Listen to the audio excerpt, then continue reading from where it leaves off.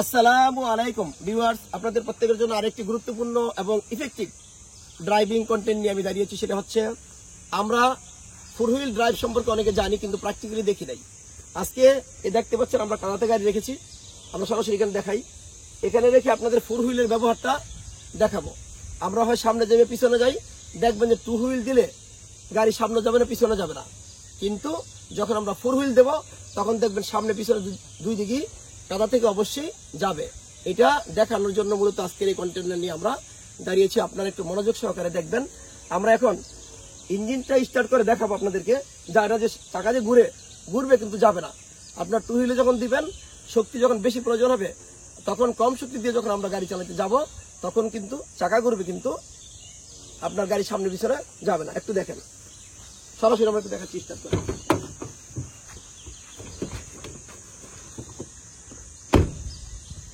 আমরা চাকাটা সরাসরি দেখাবো। চাকাটা আমরা পিছনে যাবো, এখন যদি পিছনে যাই,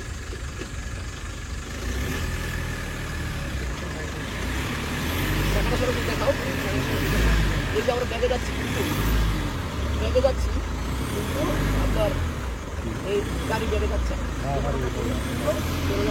এখন এই ফোর হুইলটা আমি আপনাদের সরাসরি দেখাবো। আমরা এখন ফোর হুইলটা দেখাবো। দেখেন এই যে এখানে টু হুইল কিন্তু হাই স্পিডে চলবে, হাই স্পিড পর্যন্ত টু হুইলে চলবে। ফোর হুইল দিলে এখানে হাই স্পিড পর্যন্ত চলবে, আর এখানে হলো আপনার ফোর হুইল চলবে কিন্তু লো ভাবে চলবে। এইটা কিন্তু টু হুইল ফোর হুইলের ব্যবহার এখানে দেখানো আছে। দেখেন আমরা ব্যাগে আপনাদের দেখিয়েছি, আমরা ব্যাগে দিয়েও রেখেছি। দেখেন এই যে আরে দিয়ে রেখেছি।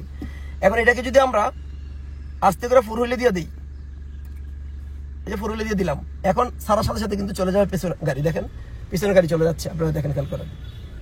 একটু আমরা এখানে দেখতে পারি, অতক্ষণ পিছনে যাবে। হ্যাঁ যাও।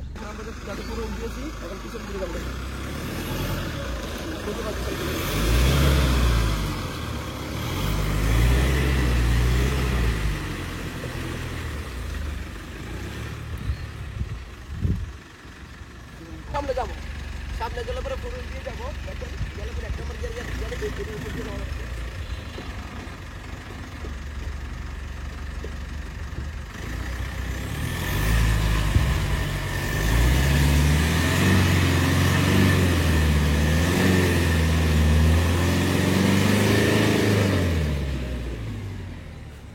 ভিউয়ার্স, উক্ত ভিডিওটা যদি আপনারা ভালো করে দেখেন, তাহলে ফোর হুইল এবং টু হুইলের ব্যবহার অবশ্যই আপনারা জানতে পারবেন। ধন্যবাদ সবাইকে।